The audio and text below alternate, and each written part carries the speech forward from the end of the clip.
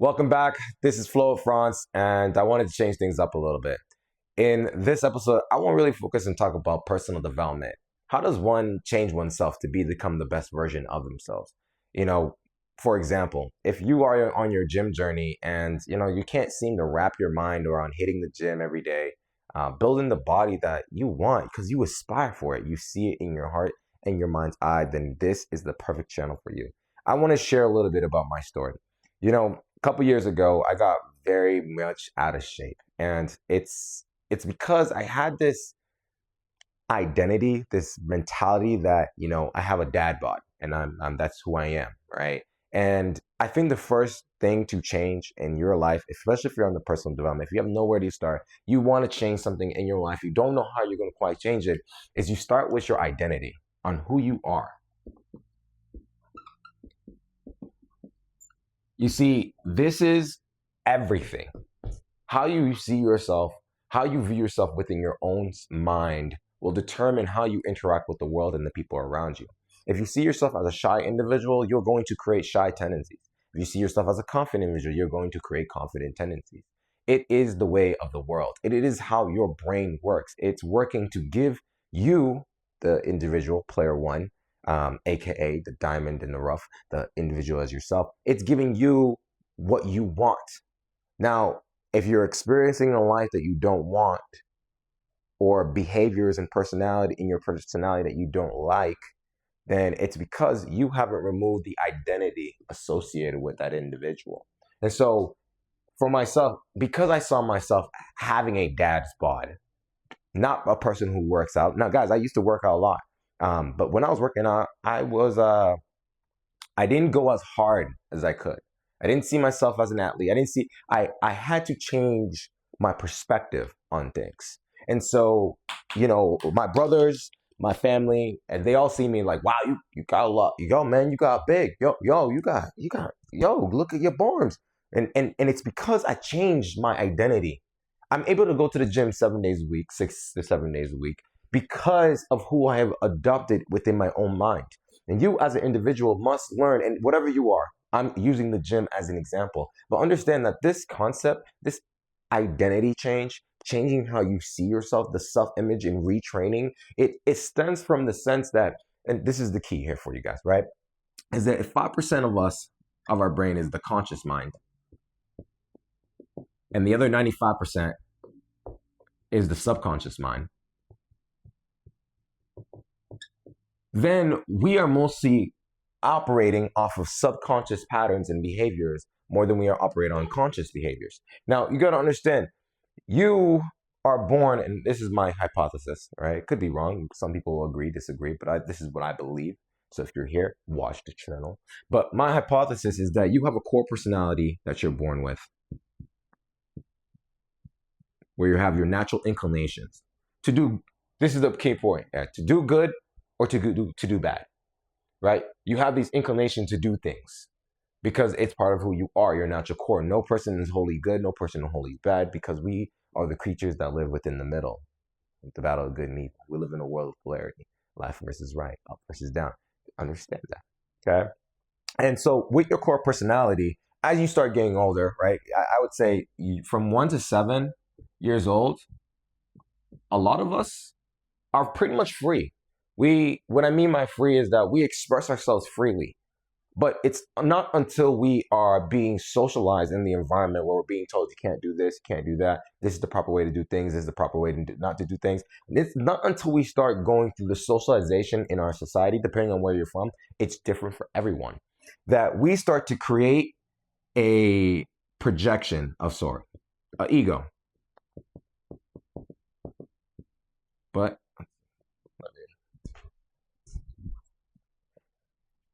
we take the core personality, we start to create the ego, the front-facing version of us that we give to the world. Because based on what everyone has told us, and based on how we've been socialized, and based on our experiences with our schools, our teachers, our parents, our coaches, we have created a sense of identity, our ego. But this ego has been cultivated. Now, remember when I said you have a core personality, which you do, part of your core personality isn't wholly good. No person is wholly good and no person is wholly bad. And so The things that are not acceptable in society, the things that we don't accept of ourselves, is we shove them down into our shadow. That's why they talk about doing the shadow work, right? So you got to understand this, right? Subconscious programs that you have created an identity of who you are over many years, 20, 25, 30. You know how they say you can't teach an old dog new tricks? Well, you can teach an old man, a human, new tricks, because that defines who we are. We're humans. Humans have the ability to change their behavior and change their life and change anything if we put our minds to it. But too many of us, sadly, play victims to the world, saying this happened to me, this happened to me, and this happened to me. Now I get it. From age 1 to 7, you don't have much control, right? I'd even say from age 17 to 21, you're, especially if you went the college route, you don't have that much control because you're told what to do. You're told who you're going to be. You're told that you got to be this, that. Not all of us, just the ones that followed what other people were telling us, because some people haven't figured out. Some people naturally trust that gut instinct, that core personality, and guide themselves, and they love everything about them. But sadly, not a majority of us do things like that. And so, if there's something that you're trying to change in your life, if there's something that you're trying to create within you and build within you, you must learn to reprogram the subconscious mind and the subconscious programs, because you created it over time. So I wanted to get that concept out first, right? Is having the identity change. So that was the first thing that I did for myself. I had an identity change. I decided that, you know what, I'm an athlete. And I spent the next 2-3 years learning everything I needed to learn on how to be an athlete, in the sense of improving my speed, improving my strength, improving my endurance, hitting the gym for, don't be like me, but I hit the gym for about 3 hours a day, 6 days a week, because I love that shit, because I'm an athlete. I can't miss a day now because it's become a habit. That's one of the pillars, right? When you have your identity and then you have the habits formation, right? Because remember, your identity is just all the habits that you do on a daily basis. The more you reinforce the same habits, the more you reinforce the identity that you have.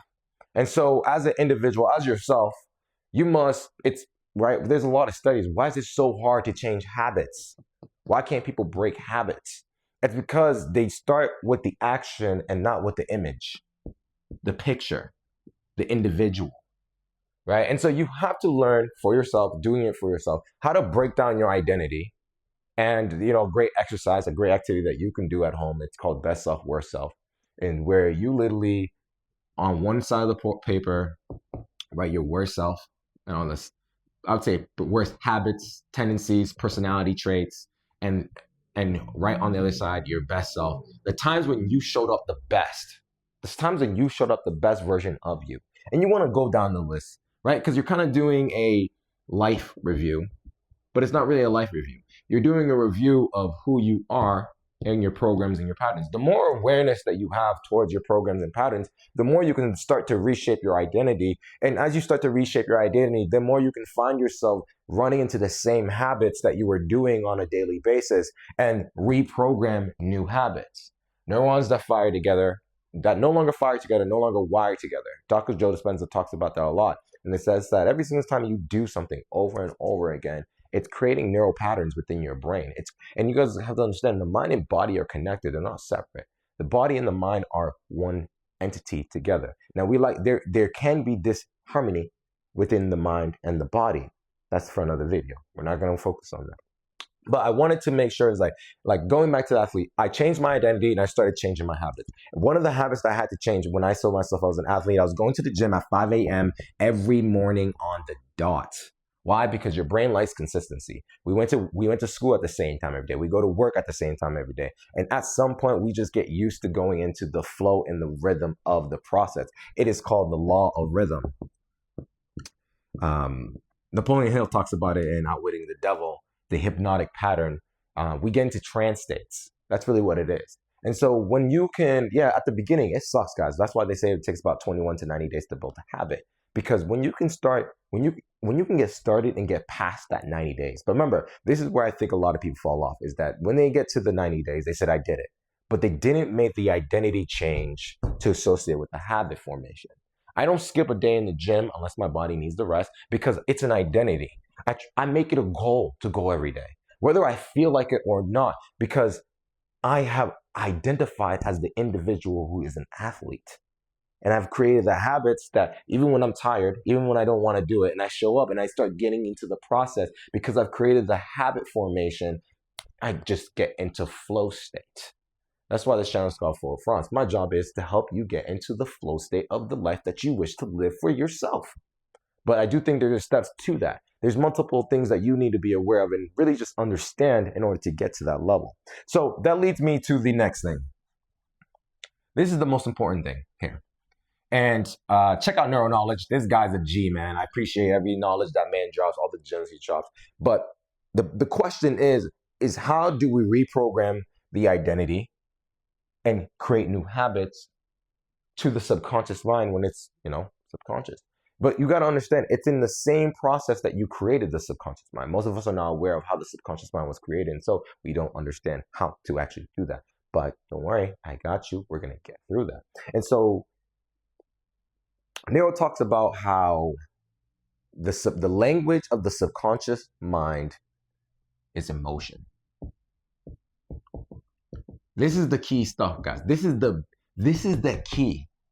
When you can learn to transmute and transform your emotions, you can now learn to adapt yourself and create a subconscious mind that's geared for success. That doesn't mean you're going to be successful. It's geared for success, because at the end of the day, you still need to act. That's why you got to do the habits. I look at the spirituality space, and abundance comes to me, things come to me. Yes, they will come to you when you start focusing on them. But if you're not willing to act on those opportunities when they show up, nothing will change in your life, because at the end of the day, in the physical realm, we still need to act. But before we act, we must align our identity with our habits and in a nice emotional state. So I call this, I'd say, the next key thing. So these are the 3 pillars that I really want to focus on moving forward in helping you in whatever you want. It could help you on entrepreneurship. It can help you with anything, to be honest. It's really how you apply it into your life, where you have an idea. You have an imagination that is geared towards something that you want to create in your life, but maybe you don't believe you can do it. Maybe you have some fear within you that this is not me, I can't do it. You can. Remove that doubt. Doubt is good. When you fear, it's good, because these things were given to us for a reason. They're not horrible things. They're tools for us to use in this physical plane in order to navigate the environment and to conquer it. Humans are made to conquer environment. From my diamonds in the rough, you must become the best version of yourself. Now, you don't have to. You don't have to. It's also a choice. But on this side, if you're going to be on this side with me and trying to really just develop who you are and make yourself into the, I like to think that us as humans, we're searching for something, that we're looking for something. We're looking to grow and become the best versions of ourselves in some shape or form. And that is different to each one of us. We all have our own books that we're writing. And I told myself that I'm going to stop trying to write other people's book, and I'm going to let them write their own books. I'm just going to give them what has helped me to help me write my own book. And I think this is part of my story of helping me to write my book and hopefully help you write your book. But when I talk about emotion, I mean state control. It's a skill. Not getting mad, upset, or frustrated that bad things happen. Yes, bad things happen to good people. Yes, bad things happen to good people. You can't get mad about that, because your emotions are just energy in motion. And when you get down to it, and this is where the spirituality, I think science, spirituality, they're all connected. Everything is connected. There is really no separation. It's just a lack of awareness on how to see that connection. The law of vibration states everything vibrates. And because everything vibrates, you are vibrating as we speak right now. Every single atom in your, every single cell, every single part of you is vibrating at a frequency. And we already know through science that your mind and your body both give out frequencies. Sends out a signal to the universe. And the body is your biggest shareholder of that vibration. And I mean, what I mean by body is the subconscious mind. And when you can start to adapt and master your emotional state, the emotional state that you're in, right? You get to rise up the frequency level in the sense of overcoming fear, greed, lust, and slowly transmuting that energy into higher states of energy, because energy is energy, cannot be created or destroyed. It already exists. And all you're doing is really adapting yourself and allowing that energy to transmute within you. And that is the emotion. For example, I met a friend years ago, and I happened to walk when he was working. Honestly, it's not like we were strangers at this point. We didn't know each other. But I walk into his place of work, and he was having a really bad day. And he was talking about all the things that are bad in his life. And he brings this story up to me all the time. And he said, man, you know, the one thing that helped me change is when you said, what if it's not a bad day? I was like, huh? What if it's not a bad day? And I started as soon as I changed my focus onto the positives of that day, it started to become a good day. He was able to transform his day from a bad to a positive day within a matter of seconds. Because that shows you how much control us as humans have. Now, don't forget, it wasn't all sunshine and rainbows. It wasn't pretty. As we talked more and we expanded more, he started to realize that as he starts conditioning this new way of believing, this new identity, and his understanding that he has control of his emotional state, and he started enforcing new habits to reinforce his new identity, he started to change his life for the better, improved his relationship with his girlfriend, improved his relationship at his job, and he understood that, wow, things can be good. I don't have to suffer. Right? I like to think some of us think that bad things happen and we have to suffer and this is who we are, woe is me. And I used to think like that too until I removed myself from that, because you don't have to suffer. Life can be great. Now, are bad things going to happen? Yes, they are. We live in the physical world. They're going to happen. But that doesn't mean you're not strong enough to handle it. You can handle it. But I think that's it for me today. But I want to just recap. Remember, you got to change the identity first. Create the habits and learn how to control your emotional state. And when you say control, it's not even a state of control, it's a redirection. As you go throughout your day, you take the emotions that you're naturally going to feel throughout your day and you redirect them in the way that you want them to help you work for you and not against you. I used to have this issue where I always focus on all woe is me, all my problems, but that wasn't unhealthy. It was creating a chemical state within my whole body that was just sickening. And so the reason I'm able to show up today, at least create this video, is because I went back to my fundamentals.